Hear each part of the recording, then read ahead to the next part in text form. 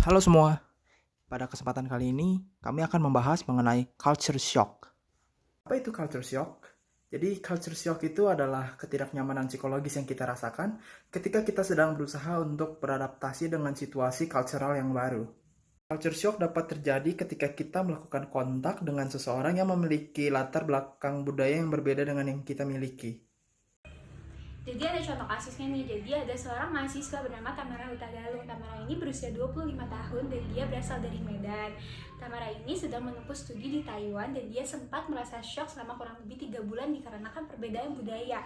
Penyebabnya, Tamara kurang menguasai bahasa Mandarin sehingga dia sulit berkomunikasi dengan warga sekitar. Contohnya seperti ni hao, halo. Selain itu, saya sulit berkomunikasi. Tamara juga merasa bahwa perbedaan budaya di Taiwan yang cukup berbeda dengan budaya di Indonesia. Tamara juga sempat mengatakan dia mengalami culture shock dikarenakan jika orang Taiwan ingin pergi ke kantor, ke kampus, mereka tidak mandi, mereka hanya menggosok giginya saja, berbeda dengan warga Indonesia yang mandi sehari 2 kali. Selanjutnya ada cara mengatasi culture shock secara umum. Yang pertama, menambah wawasan mengenai negara atau wilayah tersebut. Yang kedua, mencari tahu mengenai budaya, kebiasaan, dan hal yang populer di negara atau wilayah tersebut. Yang ketiga, mencoba mengenali kehidupan masyarakat setempat. Yang keempat, mencari tahu mengenai tempat-tempat penting, misalnya dokter. Yang kelima, mencari informasi ke pusat pelayanan internasional. Yang keenam, penyesuaian diri, membuat cepat beradaptasi dengan budaya dan lingkungan baru. Yang ketujuh, mencari tahu mengenai aturan, budaya, dan gaya hidup di negara tersebut.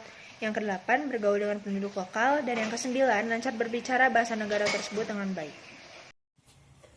Apa yang dapat dilakukan agar bisa beradaptasi pada budaya yang berbeda? Yang pertama, mengamati. Kita dapat dengan mudah menyaksikan anggota dari budaya lain berinteraksi satu sama lain. Saat kita menonton, kita dapat melihat bagaimana nilai, ritual, dan gaya komunikasinya serupa dan berbeda dari budaya kita sendiri dan budaya lain yang kita kenal. Teknik mengamati perilaku komunikasi yang digunakan oleh anggota budaya tertentu disebut observasi pasif. Yang kedua, belajar secara formal. Kita dapat belajar tentang budaya lain dengan membaca catatan anggota mereka dan studi penelitian etnografi. Dengan mengambil kursus dan dengan mewawancarai anggota budaya tentang nilai, ritual, dan sebagainya. Selanjutnya, apa yang dapat dilakukan agar bisa beradaptasi pada budaya yang berbeda? Yang pertama, benamkan diri kita dalam budayanya. Kita dapat mempelajari banyak hal tentang budaya lain dengan berpartisipasi secara aktif di dalamnya. Ketika kita tinggal atau bekerja dengan orang-orang yang asumsi budayanya berbeda dengan kita tidak hanya memperoleh informasi budaya yang jelas, tetapi kita juga mempelajari nuansa yang luput dari pengamat pasif dan umumnya tidak dapat diakses melalui studi formal saja. Nah, di sini kita dapat mengembangkan keterampilan khusus pada budaya. Yang pertama, berlatihlah mendengarkan. Heh, lu lagi ngapain sih?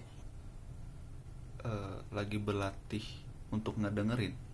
Kan katanya berlatihlah mendengarkan. Berlatihlah mendengarkan. Ini maksudnya itu dengan mendengarkan dengan cermat dan menunjukkan bahwa kita itu mendengarkan. Kita dapat meningkatkan komunikasi kita dengan orang-orang dari budaya lain. Masalahnya sekarang ini cuman ada lu sama gua, gak ada orang lain. Lu lagi dengerin apa? Angin? Ngegas. Budayanya beda kayaknya sama gua. Yang kedua, latih empati antar budaya. Latih empati antar budaya tuh gimana ya maksudnya? Latih empati antar budaya itu maksudnya secara imajinatif menempatkan diri kita di dunia budaya orang lain untuk mencoba mengalami apa yang dialami. Oh tuh ngerti? Enggak.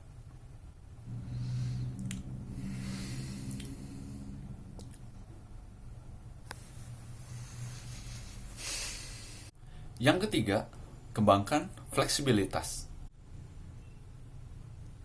Aduh bro, lu lagi ngapain lagi sih? Ini gue lagi fleksibilitas. Kan harus fleksibel kan?